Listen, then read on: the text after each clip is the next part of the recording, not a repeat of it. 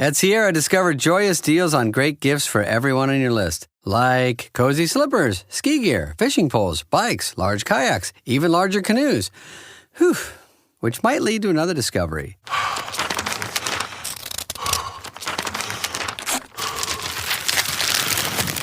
Wrapping gifts is the only sport you need to stay fit this season. 'Tis the season to discover great gifts at unexpectedly low prices. Sierra, let's get moving. This episode is brought to you by Amazon Prime. Black Friday Game Day on Prime is an epic day of live sports. It all starts at 9 a.m. Eastern with the Capital One Skins game. Then, Black Friday football returns when the Bears take on the Eagles at 3 p.m. And it culminates with the final night of Emirates NBA Cup Group play with Bucks-Knicks at 7 p.m. and Mavs-Lakers at 10 p.m. Black Friday Game Day, only on Prime. Extra value meals are back. That means 10 tender, juicy McNuggets and medium fries and a drink are just $8. Only at McDonald's. For limited time only. Prices and participation may vary. Prices may be higher in Hawaii, Alaska, and California, and for delivery. You're listening to 1865, the Nottingham Forest Podcast with Rich Ferraro.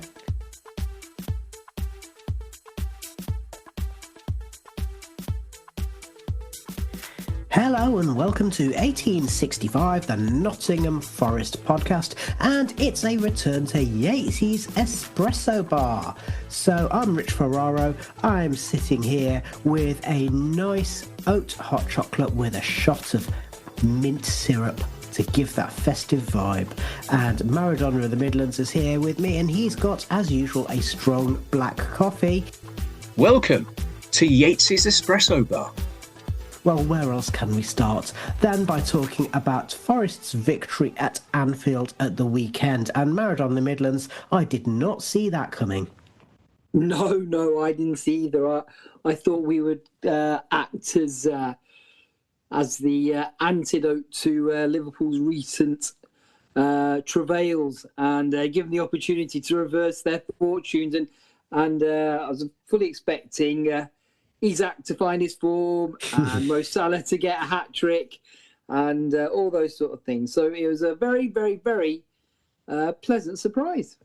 And it's fair to say, isn't it, that in the first certainly half an hour or so that the Reds, as in Forest, they had to bide their time, didn't they? And neither of us were at the game. And for those of you who want to get an opinion from those people who were at the game, then I do recommend you go back into our podcast feed and listen to George and Katie talking about it.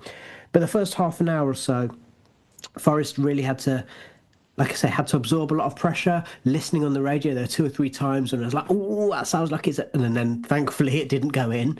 And yet... Forest did manage to not only take the lead, but they scored what actually, in reality, if there's controversy over the first goal, well, the effort by Igor Jesus, if anything, was more legit than the effort that Murillo put away, wasn't it? Yeah, I mean, I can't really see why it's been disallowed. Okay, the referee might think that he handled it, but that's what VAR is there for, isn't it? I don't understand why they couldn't say that's a significant error and you should go and check it. So it's a bit of a mystery. I think maybe they're trying to rectify the fact that they gave Forest the first goal, and maybe they pick up on the vibes that there's some heat going on, that maybe we should have disallowed that first goal, and just try and even things up. But yeah, it was an odd one, really. And what about that first goal? Because obviously there's been lots of controversy about offside. I think my personal take on it is I understand why, if you're a Liverpool fan, you'd feel aggrieved after the offside decisions in their last 2 matches. But on the other hand, if you look at... You can think what you like about the law, but if you look at the letter of the law, I think it was applied correctly in the sense of Andy Robertson ducked and Dan and Doy... He wasn't in the way of Alisson when the shot came in. Of course, the ball goes across him, but he didn't move. Yeah, he didn't move, and Alisson had a clear view of it, so he knew where the ball was going, and there was no way that he was ever going to get there. properly rifled in by Murillo. It's one of those goals he's been threatening to score ever since he's been at Forest. He often sort of gets the ball dropping to him around about the box and balloons it over. So somebody of his technique, he probably should be getting more goals. So it's satisfying for it to finally go in. But there's nothing Alisson could do about it. And I think, I'm not even sure, has it been conclusively proven that he was offside? I didn't see the lines being drawn or anything. So I don't know, but that I think that he probably was, from what I could see. I think, as in, like, his heel was behind the heel of the last defender, something like that. And again, you know, there's a whole can of worms we could open there in terms of the way the offside law is implemented. But again. But for what it's worth, I don't think the Robertson one should have been disallowed. There was a goal very similarly scored against us recently. I can't remember who now. But somebody scored against us, and there was somebody standing in an offside position, and they were allowed to carry on and have the goal. So I was surprised that the Robertson one was disallowed, and I felt a bit sorry for Liverpool, if that's at all possible. Is it though? I mean, certainly coming back to the Jesus one, I mean, the whole thing there'd have been a whole lot less contention if VAR had said to the ref, just go and have a look. You've got to be sure it's a handball. And that would have been the simplest way of sorting it out. Now, of course, the thing is, this sounds terrible, doesn't it? Because we're grumbling about a goal that wasn't given in a 3-0 victory, but those are the kinds of things upon which matches sometimes hang. Well, yeah, I mean, I think myself and probably 99% of other Forest fans are probably thinking, oh, that was our chance gone then. They're going to turn it around. We're going to blow the lead and we're going to blow the match, and Liverpool are going to come back and win it. But they aren't that sort of resilient team at the moment. And the physicality that we displayed, and I think other teams as well have displayed against them recently. I'm thinking back to Brentford, and the willingness to work harder than them and run harder than them. Doing those things, you can beat this Liverpool team now. They've lost that edge. They've lost that bit of ruthlessness. And to be frank, I think they've lost a bit of quality as well over the summer. I was looking at their transfer business, and everybody seemed very pleased that they'd got rid of Nunes and Diaz, sorry. And they were sure they'd bought better players. But looking at the transfer business, I thought they looked a little bit weaker than last season when the season kicks off. £500 million to be less good than you were before. And also, I mean, I would also add in there the old adage that we've said before, which is the best players do not necessarily make the best team, and that seems to be a problem for Liverpool. I just want to move on to Forest in the second half, which is, firstly, tidy finish by Nicola Savona, and for the second game, where he scored, and the second time he's proven that actually he makes runs that no other fullback at Forest would do, because in both cases he's ended up more or less in the centre of the box. I can't think of any other fullback at the club that we've got who would be in that position. No, I mean, it's been good, and I think maybe that's a throwback to where he had his education at Juventus, where they are normally the dominant team, the bigger club, and so will enjoy the lion's share of possession against most teams they play, and would be expected to take the game to the opposition. So maybe that's just the education he's received. That's the expectation, where you're the dominant team, you have to go forwards and score goals. But he's really got into a really lovely groove of play now. He's looking good defensively. He's bombing forward. He's got a good understanding with his wide players. And to such an extent that we're not missing Ola Reina as much as we thought we would at this point in the season. Yeah, and just very quickly on that topic, I mean, Ola Reina has won in a sentence I never thought I'd find myself saying, he's won an award which was, and let me just remind myself of what this is called, the Footballer Fits Men's Personality of the Year.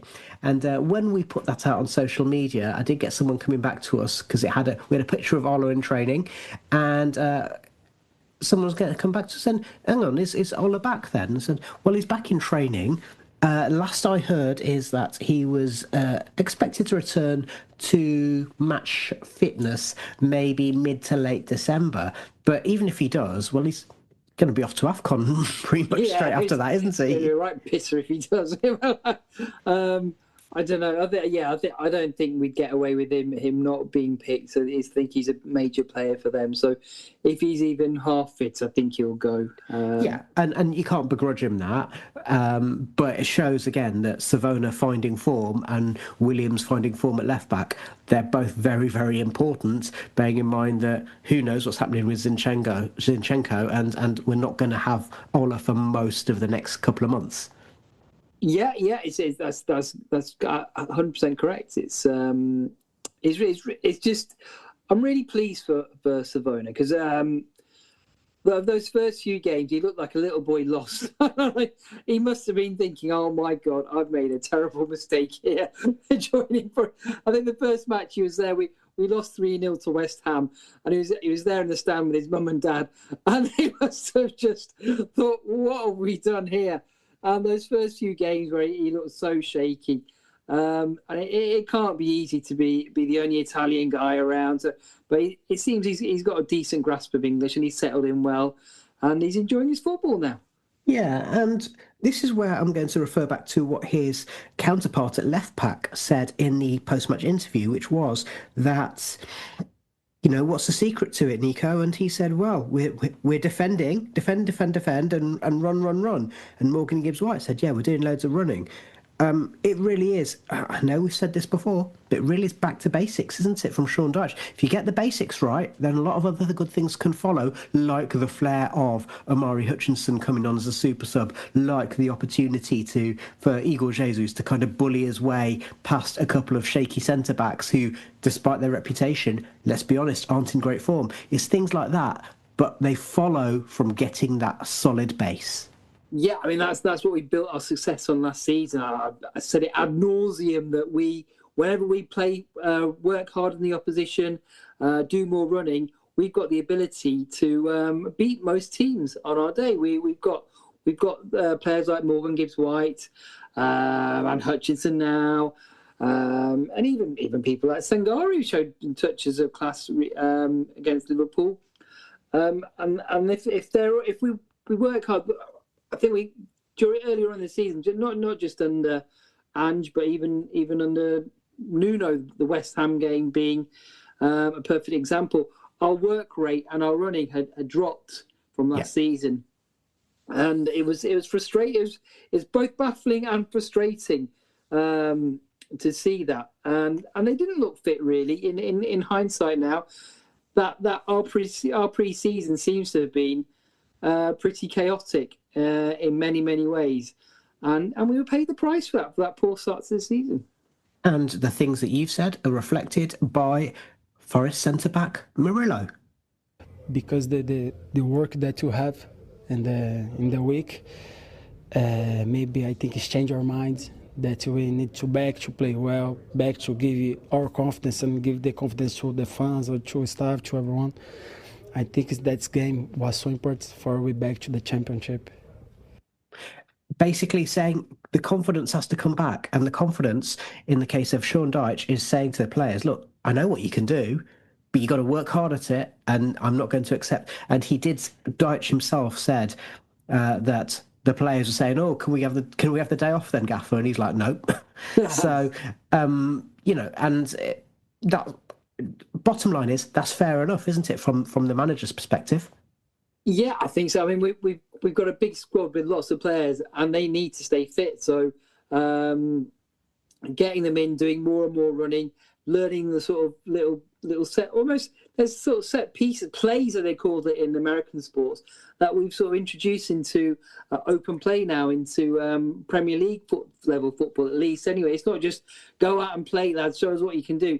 There's sort of clever little ways of sort of sucking defenders in during open play. And the more we practice, and the more this was heard, Ian Wone does little seminars, little workshops, I think they were called, Steve Stone and Ian Wone, and just things like that. And there's nobody better to learn how to play as a winger in English football than those two people. It must be doing the world of good for Hutchinson and Odoi and Hudson-Odoi and Bakar. What's his name? Bakwa when he's back fit again.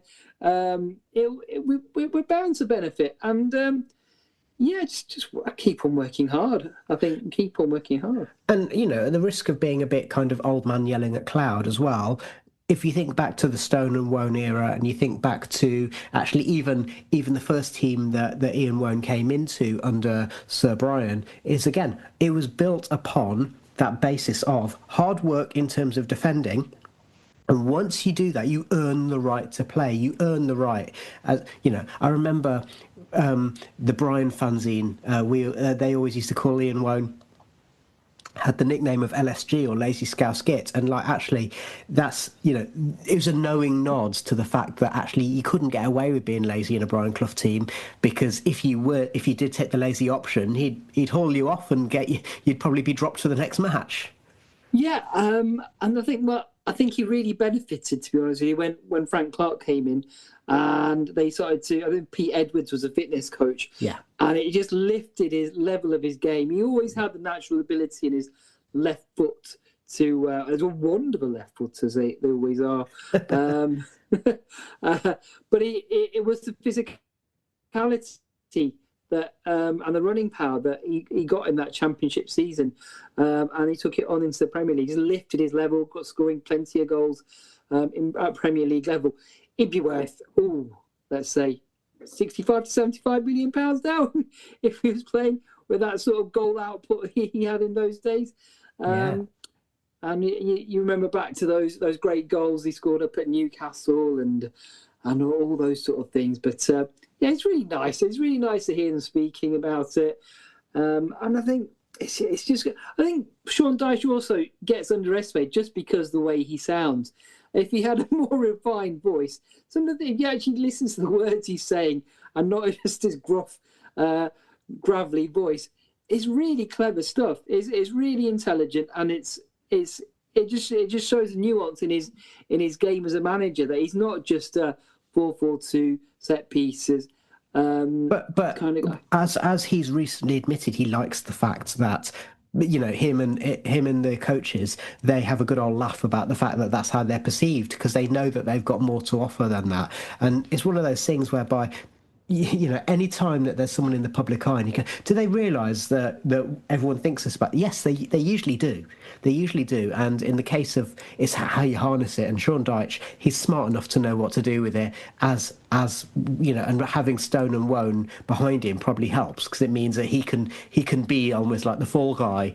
In the same way as, I suppose, in a lot of families, the dad is the butt of the jokes, but actually he's a knowing individual who's willing to take that role. And that seems like a nice place to say we'll leave it there for a second while we go and refresh our hot beverages, and we'll be back in just a minute talking about the academy, the women's team, and looking forward to the match against Malmö.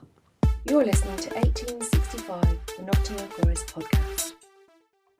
Rinse takes your laundry and hand-delivers it to your door, expertly cleaned and folded, so you could take the time once spent folding and sorting and waiting to finally pursue a whole new version of you. Like Tea Time You. Or this Tea Time You. Or even this Tea Time You. Said you hear about Dave? Or even Tea Time You. So update on Dave. It's up to you. We'll take the laundry. Rinse. It's time to be great. Welcome to Yates's Espresso Bar. Welcome back to 1865, the Nottingham Forest Podcast, with me, Rich, and him, the Maradona of the Midlands. And just to report as well that as we're recording this on the Tuesday night, that the Forest B team are currently playing against the team managed by somebody who a lot of Forest fans love to hate, a lot of football fans love to hate, Forest Green Rovers, managed by Robbie Savage. And at the moment, it's 0-0 in that particular match, and that's taking place in the National League Cup. Most recent result before that was on Friday, when the academy team also played, and that was that was a 1-0 victory against Wolves in the Premier League Cup as well. So things going all right at academy level. And then for the women's team, well, at the weekend, they played a Subway League Cup match against Manchester City. Manchester City, obviously big stars in the WSL. And despite the defeat, the 2-0 defeat, it did mean that, obviously you don't want to be losing too many matches, but it's a good test for the team against a team who are a league above them, who have absolutely bags of money. And it also, importantly, saw an opportunity for a couple of key players to get back into action. Unfortunately, we did lose Freya Thomas, and she was replaced by Nayakari Garcia. But the big news was that Deanne Rose came back from injury and managed to get 20 minutes under her belt. So that's the latest from the women's team. The next match they're playing is back to WSL2 action, and that's going to be on Sunday the 7th of December, and we'll have a report after that. Just so you know, I think it's important to give a little update about how the teams are doing. And the women's team, having recently lost that match in the Subway Women's League Cup, they'd also had, you heard the report in terms of the report that Matt provided after they drew 0-0 at Bramall Lane. For the record, in WSL2, considering it's the first season at this level, being in 5th position out of 12 ain't bad at all. Anyway, Maradona Midlands, hello again, and I think we all want to look forward to a very special night that could be coming up on Thursday. There's a lot of nostalgia in the air as Forest get ready to take on Malmö. How are you feeling about this game? Ooh, well, after the Michelin debacle.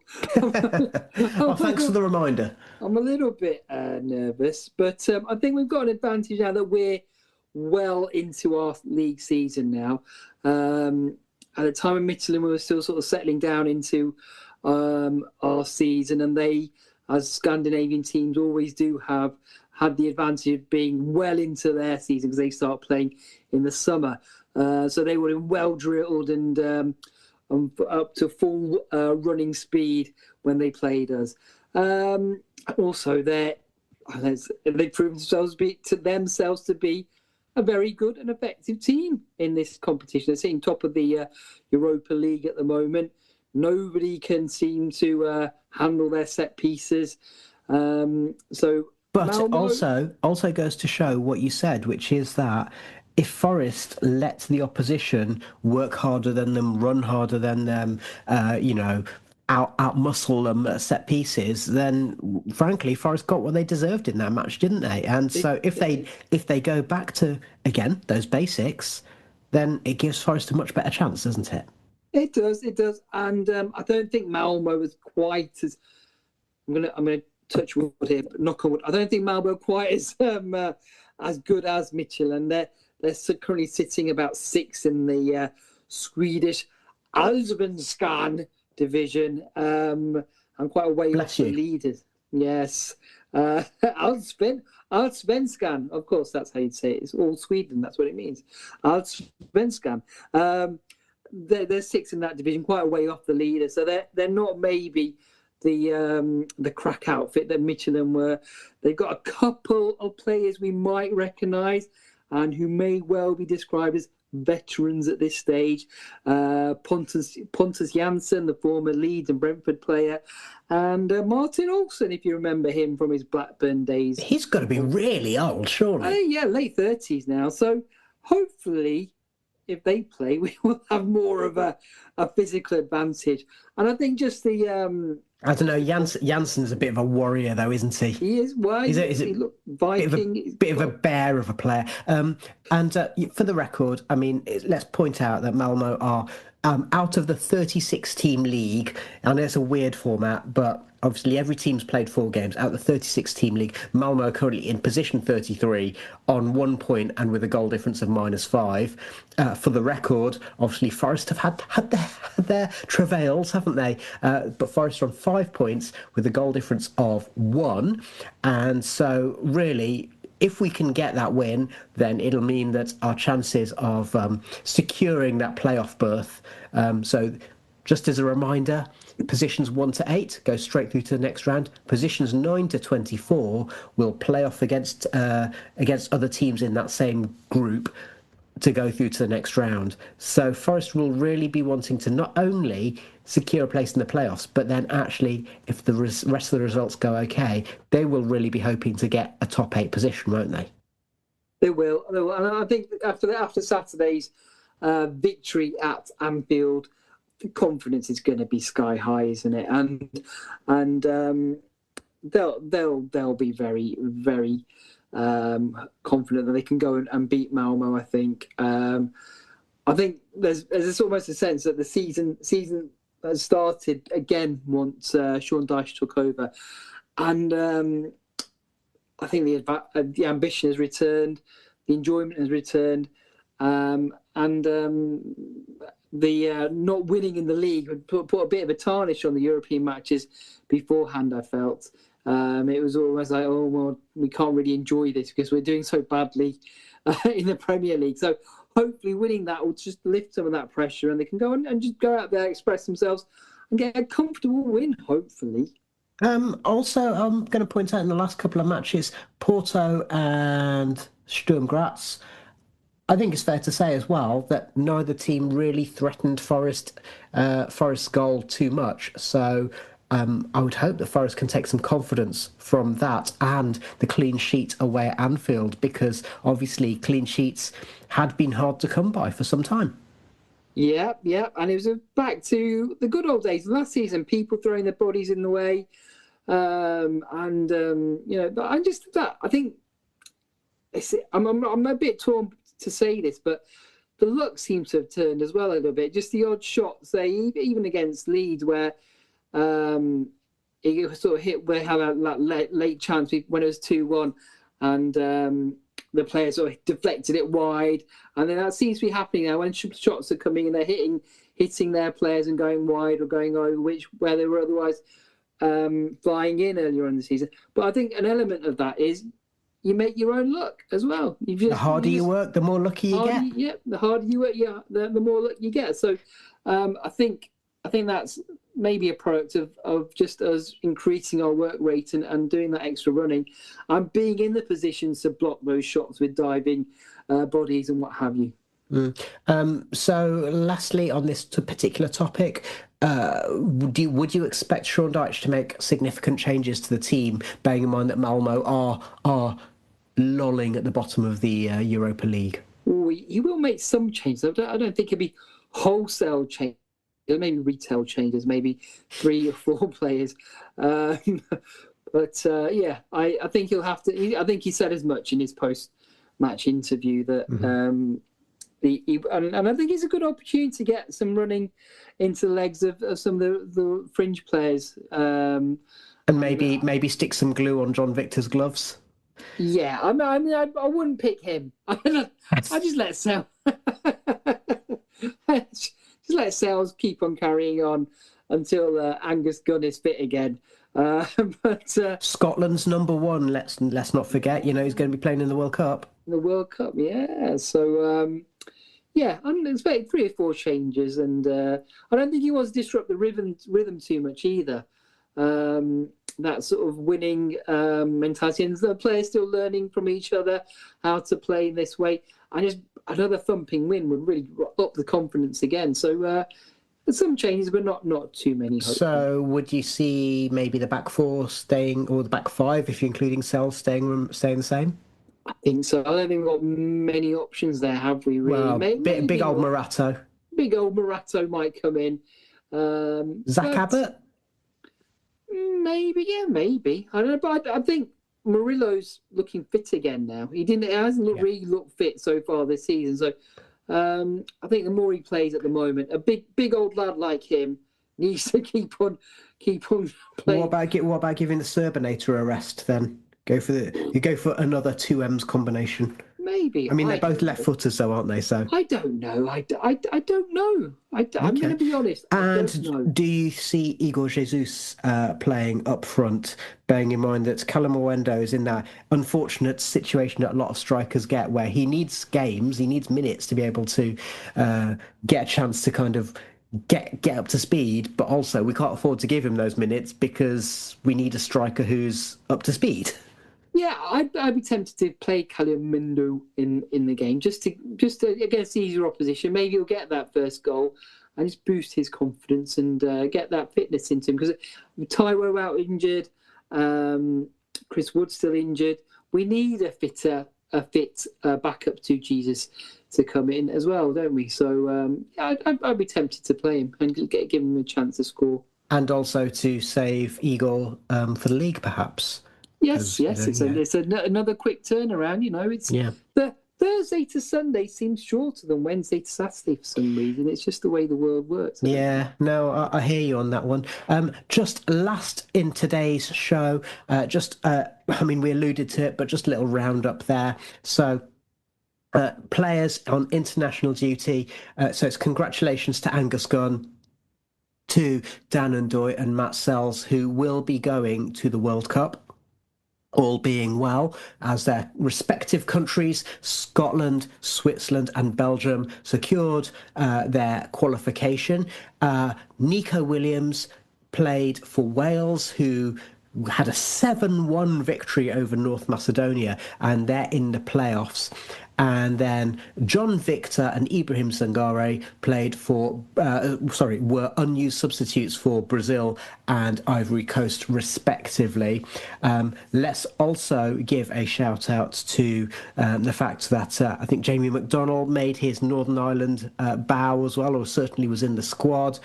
So actually, again, it's that sign that, again, if you grew up in the 80s and 90s, you're used to seeing Forest players in international contention, and this is a sign that there's some Nikola Milenkovic. I'm not, obviously Serbia haven't qualified, but I hadn't mentioned him, and I suspect he's probably enjoying playing for Forest more than he is for Serbia at the moment. Yes, he had a bit of a torrid time, didn't he, in the away game, especially, or the home game for Serbia, with that sending off. But yeah, I mean, it's a nice little safe haven from the Serbia troubles there for him. Yeah, and maybe also segues into a nice way to finish, which was to say a quote from Milenkovic prior to going to Anfield last season, which is, "I've played against Partizan Belgrade away. Anfield doesn't scare me." So it proved once again. And with that, I'm going to say a big thank you to the Maradona the Midlands, and also to you, listener, for joining us. We will, of course, have a match report coming up. It's going to be recorded on Friday, after the match against Malmö at the City Ground on Thursday evening, and then we'll have another match report for you after the... This podcast is part of the Sports Social Podcast Network.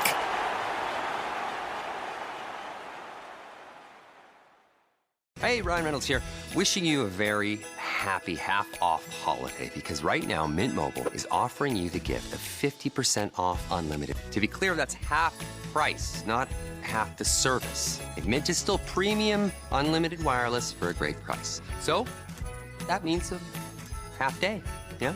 Give it a try at mintmobile.com/switch. Upfront payment of $45 for 3-month plan, equivalent to $15 per month required. New customer offer for first 3 months only. Speeds slow after 35 gigabytes if network's busy. Taxes and fees extra. See mintmobile.com.